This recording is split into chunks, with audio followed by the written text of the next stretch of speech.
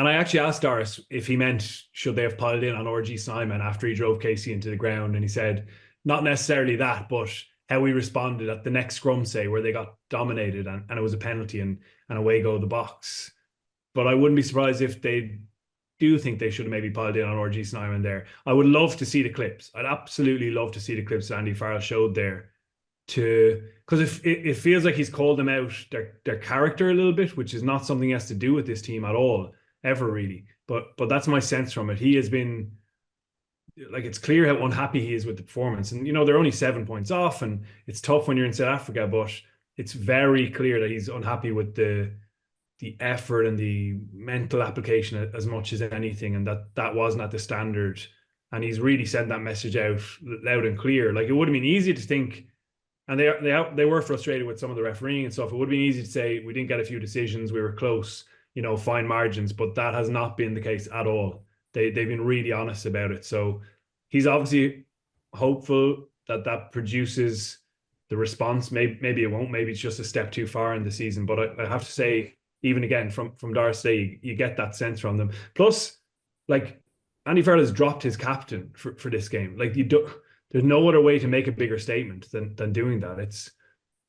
Listen, I don't think it's a surprise to a lot of people in the end, because, and we've talked about it over the last, even the Six Nations, Gav, at the end of it, we were talking about the relative lack of impact compared to how he had big moments in games before, and that had been in decline for this year with Ireland.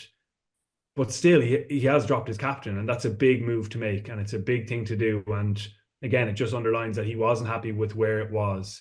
Not that it's all on Peter O'Mahony, certainly, but that Ireland needs something bigger. Simon needs to be repeatedly mentioned collisions when he did his media this week, and they obviously felt they were lacking in that department as well. And they're all kind of simple messages. It's not that they messed up an intricate play, or that tactically they thought they completely got out-thought.